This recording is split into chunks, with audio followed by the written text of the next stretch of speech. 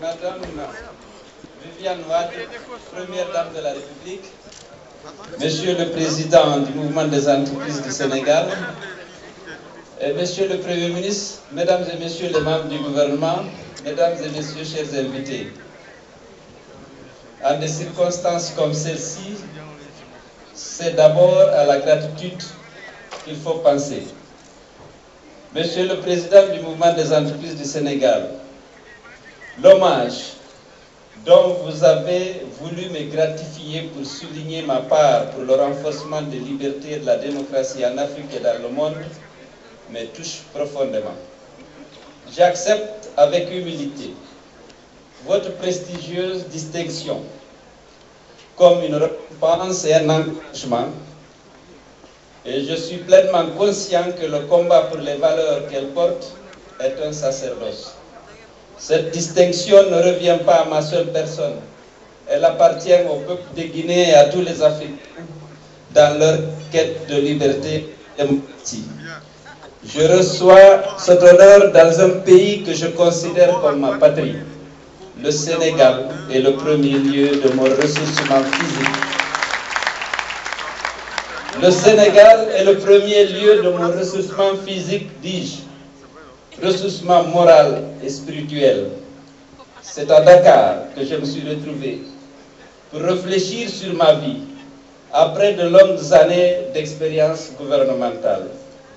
C'est ici que j'ai trouvé l'inspiration qui m'a conduit au combat politique.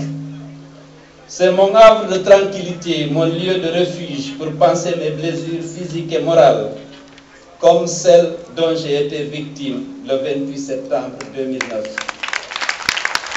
Est-il besoin d'évoquer l'hospitalité généreuse du peuple sénégalais pour des générations de Guinéens, alors que dans le cœur de mes compatriotes, ces deux pays ne font qu'un, tant les liens tissés par la géographie et l'histoire les confondent. L'expression de fraternité à l'égard de mes compatriotes tient aussi d'une politique gouvernementale lucide et sensible aux graves difficultés qu'a connues mon pays depuis 1958. Cette politique d'hospitalité inspirée par le président Senghor a conservé sa constance, et ce sont ceux qui ne connaissent pas l'histoire des deux pays qui peuvent s'étonner de la détermination et peut-être même de l'impatience du président Wade de voir la population guinéenne sortir de sa grande souffrance. C'est donc tout naturellement qu'il a joué un rôle éminent dans la résolution de la crise institutionnelle de la Guinée.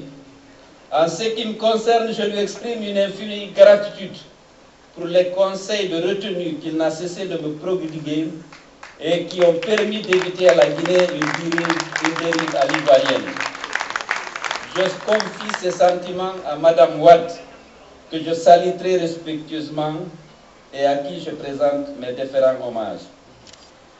Patientez, j'en ai fini bientôt. Je voudrais également remercier du fond du cœur tous mes amis, les responsables de mon parti et mes amis politiques, d'avoir tenu à témoigner de leur présence la cérémonie qui m'honore aujourd'hui.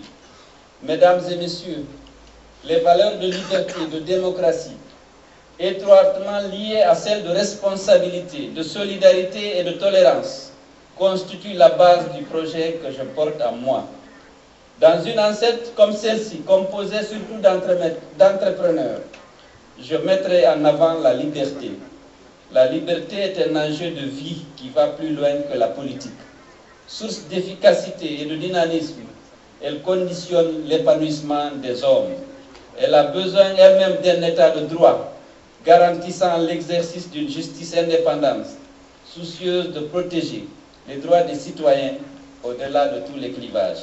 Elle a besoin aussi de solidarité, car sans cela, la cohésion sociale et donc l'équilibre de nos sociétés sont menacés. Mais dans mon esprit, il ne peut y avoir de solidarité sans un grand sens de responsabilité personnelle. Je suis pour la conquête pacifique du pouvoir. Aucun pouvoir ne vaut qu'on lui sacrifie des vies humaines. Comme le disait le président Wade, alors dans l'opposition, je ne marcherai jamais sur des cadavres pour aller au palais. Mais la démocratie que j'ai contribué à mettre en mouvement dans mon pays est de nouveau menacée par le pouvoir actuel. Ainsi, la nouvelle constitution a fait l'objet de violations répétées. Mes militants venus m'accueillir sont réprimés à l'arme avec des dizaines de blessés par balles et un mort. Des enfants et adolescents dont l'âge varie entre 8 et 15 ans sont arrêtés et emprisonnés. Je voudrais terminer en félicitant les autres récipiendaires et remercier le MEDES d'encourager le goût de l'effort, au bout duquel on atteint l'excellence. Je vous souhaite une excellente soirée. Merci.